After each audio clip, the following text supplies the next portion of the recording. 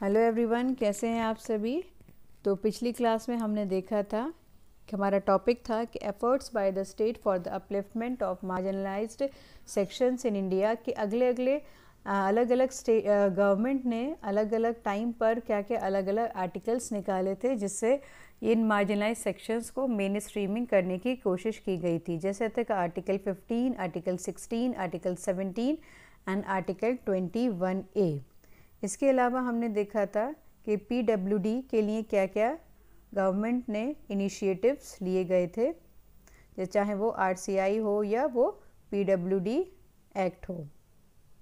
इन सभी से कोशिश की गई थी कि जो हमारे पीडब्ल्यूडीज़ हैं उनको भी मौका दिया जाए। अब हम आज करेंगे बहुत सारी स्कीम्स। पहले हमने बात करी थी एक्ट की, अब हम बात करेंगे स्कीम्स की।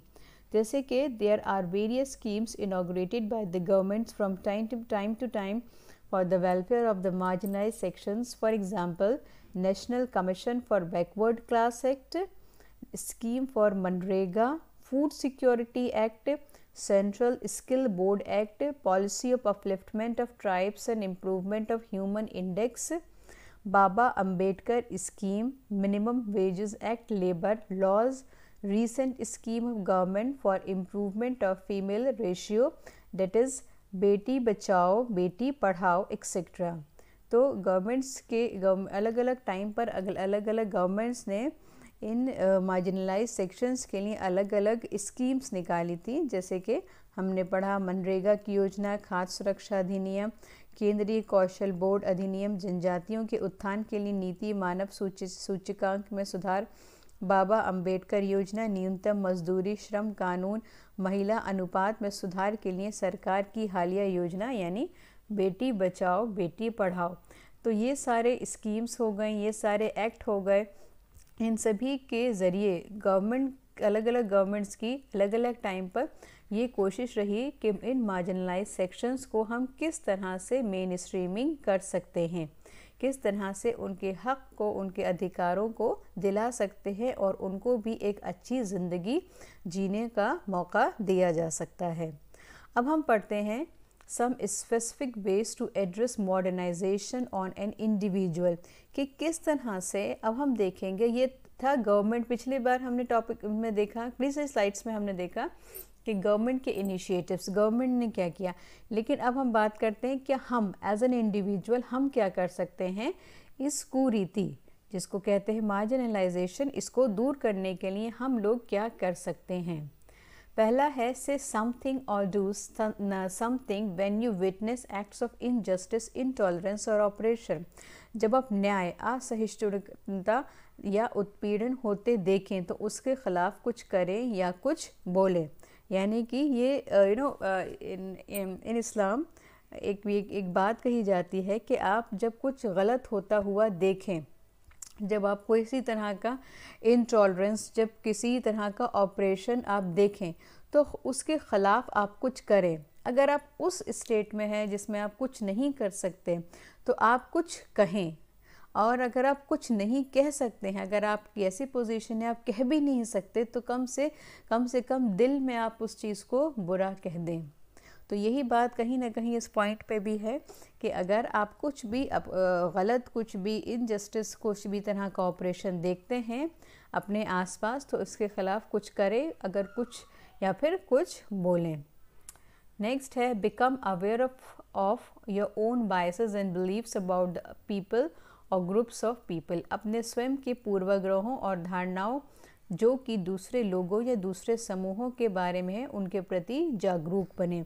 यानी कि अगर हम खुद ही बाइज्ड हैं, हमारे खुद के ही हमारे जो बिलीव्स हैं दूसरे मार्जिनलाइज्ड लोगों के या ग्रुप ऑफ लोगों के लिए, सबसे पहले हमें अपने उन बाइसेस से, अपने उन बिलीव से हमें दूर करना होगा। हम किसी भी एक स्पेसिफिक ग्रुप, किसी भी एक स्पेसिफिक लोगों के ख़िलाफ़ हम कुछ तरह की भी बाइसेस नहीं रख सकते हैं। बाइसेस का मतलब होता है कि हाँ, किसी ने हमको कुछ बताया कि फ़लाने लोग जो होते हैं या वो वाला सेक्शंस ऑफ पीपल जो है, वो कम्युनिटी जो है वो ऐसी होती है, तो वो ऐसी होती है। उनकी बातों पे ना ध्यान दे के अपने खुद के बिलीव्स बनाएं और उस हर एक अपना खुले दिल के साथ सबके साथ मिलजुल कर रहें। नेक्स्ट है monitor and explore your own use of language, the ways in which you might engage in marginalisation. जांच करें और अन्वेषण करें अपने द्वारा इस्तेमाल की गई भाषा और तरीकों का जिससे आप सीमांतता जैसी बुराई से जुड़ गए हों। यानी कि आपने ही कभी कुछ ऐसा अपनी ही एक्सप्लोरेशन करें कि कहीं आपने कुछ ऐसा कहा तो नहीं, कहीं आपने ऐसा कुछ किया तो नहीं जिसमें आप ही मार्जिनलाइजेशन की इस बुराई से आप जुड़ गए हों। ठीक है, तो हमेशा बोलते वक्त, भाषा का इस्तेमाल करते वक्त इस बात का ध्यान रखें। और आजकल तो भाषा का एक बहुत अच्छा ज़रिया आ गया है सोशल मीडिया के ज़रिए से भी लोग जो हैं एक दूसरे कम्युनिटी या दूसरे लोग मार्जिनलाइज सेक्शंस के ख़िलाफ़ लोग बोलते हैं, तो इस तरह की चीज़ें हमें अवॉइड करनी चाहिए। Fourth one is seek opportunities to become knowledgeable about people, cultures, traditions and values that differ from your own. लोगों, संस्कृति, परंपरा और उन मूल्यों के बारे में जानकार बनने के अवसरों की तलाश करें जो आपके अपने से अलग हों। ठीक है, हम अपने कल्चर के बारे में जानते हैं, अपने ट्रेडिशंस के बारे में जानते हैं, अपने वैल्यूज़ के बारे में जानते हैं। कोशिश करें खुले दिल के साथ कि आप दूसरे लोगों के कल्चर, दूसरे लोगों के ट्रेडिशन, उनकी वैल्यूज़ के बारे में भी जानें। हमेशा याद रखें, चाहे वो कोई सा भी कम्युनिटी हो, कोई भी हो, सबके ट्रेडिशंस अच्छे होते हैं, सबके कल्चर अच्छे होते हैं, सब अच्छी ही बातें बताते हैं। चाहे आप कोई सा भी आप कल्चर देखें, कोई भी ख़ास तौर से रिलीजन के बारे में, मज़हब के बारे में ये बात कही जाती है कि हर धर्म जो है अच्छी ही बात सिखाता है, कोई भी धर्म जो है वो बुरी बात नहीं सिखाता। लेकिन हो सकता है कि जो उसके मानने वाले लोग हों वो गलत हों, वो सही नहीं हों। ठीक है, तो किसी के भी धर्म को, किसी के भी कल्चर को, किसी भी ट्रेडिशंस को बुरा ना कहें, बल्कि उनके बारे में सही नॉलेज हासिल करें। Get involve in organisations that promote social justice. तो यहाँ पे बात की गई है कि NGOs वगैरह जो होते हैं, जो कि अक्सर जो मार्जिनलाइज सेक्शंस हैं उनके ये काम करते हैं, तो उनसे जुड़ने की भी कोशिश की जा सकती है। फिर है foster diversity at an early stage so that the children can learn to accept and appreciate differences. कम उम्र में से ही, ये शायद काम लिख दिया है, कम लिखना चाहिए, ओके, तो मेक चेंजेस। कम उम्र से ही बच्चों में विविधता का प्रोत्साहन करें ताकि वे मतभेदों को स्वीकार करना और सराहना सीखें। जैसे कि ये हमेशा बात कही जाती है कि हम हमेशा अगर अपने बच्चों को जब छोटे हैं वो उनको अच्छी बात सिखाएंगे तो हमेशा वो अच्छी ही बातें उनके साथ जो है बड़ी होंगी, बड़े होके भी वो एक अच्छे इंसान बनेंगे। हमेशा हम यही कोशिश करते हैं अपने बच्चों को अच्छी बातें सिखाने का, ताकि वो अच्छे इंसान बने। तो यही बात डाइवर्सिटी वाली बात, कि विविधता वाली बात, because we are living in a country where diversity is an important characteristic। हमारे देश की डाइवर्सिटी जो है एक इम्पॉर्टेंट कैरेक्टरिस्टिक है।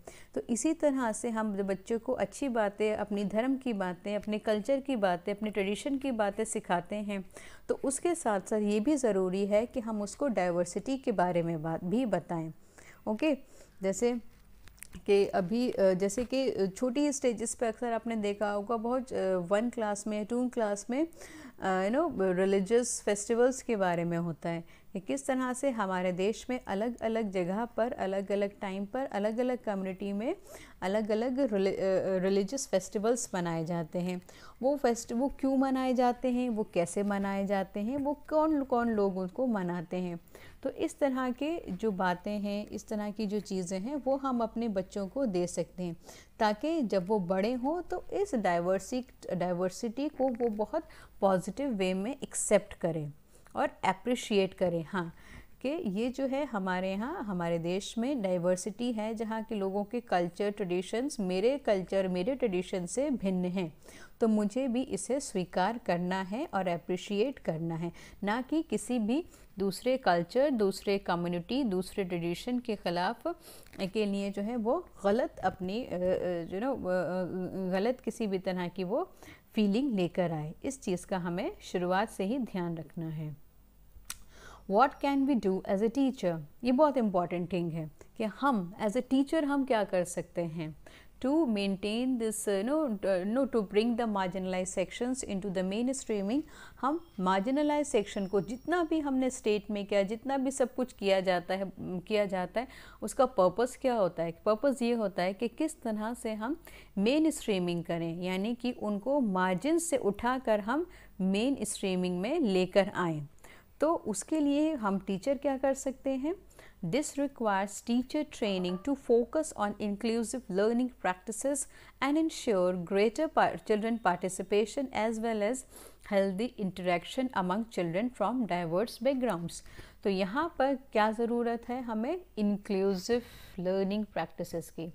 जैसे कि आप पढ़ रहे हैं, ये जो टॉपिक है आपका जो पेपर है उसका नाम है इंक्लूसिव एजुकेशन और इंक्लूसिव स्कूल, ठीक है, जहाँ पर हम हर तरह के भिन्न भिन्न तरह के जो बच्चे होते हैं उनको हम शामिल करते हैं, सब एक साथ मिलजुल कर पढ़ते हैं। तो यही एक टीचर की उसकी क्लास में कोशिश करनी चाहिए कि इंक्लूसिव लर्निंग प्रैक्टिसेस वो अपनी क्लास में लेकर आए और सारे बच्चों का एक हेल्दी इंटरेक्शन रहे, एक हेल्दी पार्टिसिपेशन रहे।